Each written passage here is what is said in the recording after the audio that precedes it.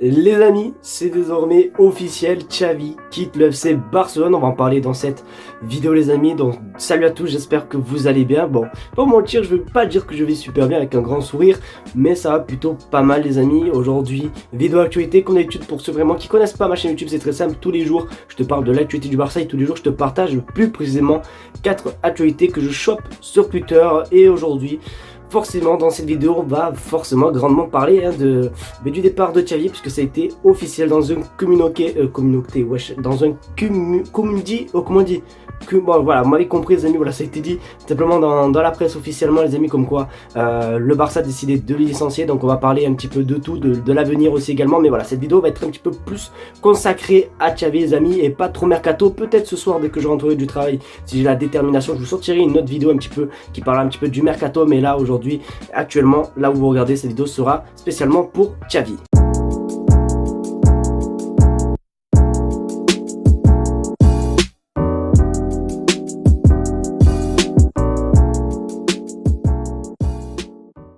Bon, on va commencer forcément par l'info principale, forcément l'info du coup voilà, qui annonçait tout simplement le licenciement de Xavi. Alors les gars, je savais pas du tout, alors je suis rentré du travail les gars, j'étais sur mon téléphone, je suis dans mon compte privé Instagram et je vois des collègues à moi qui partagent c'est fini Xavi, tu vois, je me suis dit mais qu'est-ce qu'ils disent et tout, et là bam, je vois vraiment dans le compte officiel du FC Barcelone qu'ils ont partagé cette photo, voilà, thank you Xavi et tout, et je vais pas vous mentir que même si on s'attendait, ben moi quand je vois une légende partir, ça fait quand même plutôt mal, je vais pas vous mentir.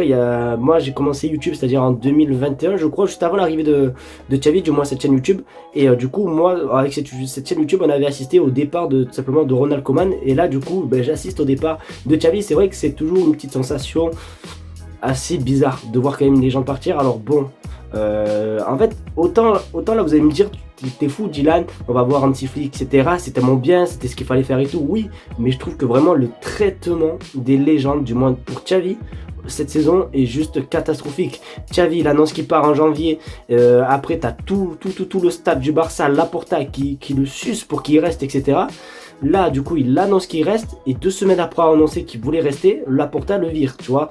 Franchement je sais pas, moi j'aurais été Xavi les gars, je peux vous dire que j'aurais vraiment eu les nerfs, vraiment les gars, j'aurais pas été bien. Tu sais, si le Barça voulait vraiment le licencier et prendre un petit flic, eh ben, il fallait pas tout simplement faire tout ce numéro pour que Xavi finalement reste les amis. Donc voilà, je suis un petit peu déçu de toute façon. Après je vais pas vous mentir que ces derniers temps on voyait un petit peu avec l'arrivée du bus, l'arrivée de Xavi à l'entraînement, on voyait que vraiment c'était un visage fermé, un visage forcément qui s'inquiétait de son avenir, puisqu'il est un petit peu comme nous, on est des êtres humains, il regarde un petit peu les réseaux sociaux, il regarde un petit peu les rumeurs, voilà, il voit tout, il entend tout et tout, donc c'est un petit peu normal, mais voilà, je trouve que franchement le traitement de Xavi les gars, alors bon, Xavi, qu'est-ce qu'on peut retenir de son passage en soi, il est resté quoi, 3 saisons il me semble déjà avec le FC Barcelone. Donc une saison, la première saison où il est arrivé en novembre je crois, où il avait retapé une belle petite équipe avec notamment Adama Traoré, avec Aubameyang etc.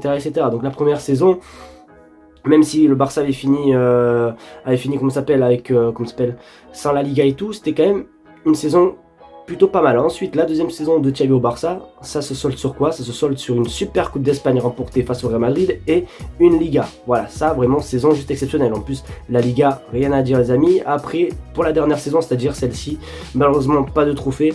Mais des stats plutôt aussi assez parce qu'en Liga il y a eu 5 défaites au total. Il y a eu, après c'est que des grosses défaites aussi, ça par contre j'avoue c'est des grosses défaites, mais sinon à part ça voilà, je sais pas, franchement les gars, je sais pas quoi dire les amis, je suis quand même encore assez choqué les amis, mais voilà, donc n'hésitez pas vous à me dire ce que vous pensez les amis, mais c'est vrai qu'après les gars, on va pas se mentir, c'était ce qu'il fallait faire, mais en fait ça a été pas si bien fait en fait, c'était ce qu'il fallait faire, mais ça a été super mal appliqué, donc voilà, je suis un petit peu déçu quand même de comment ça part et tout, et je suis un petit peu déçu quand même de Xavi, hein, qui doit vraiment être triste à l'heure actuelle, donc voilà, donc on va voir pour l'info numéro 2 les amis.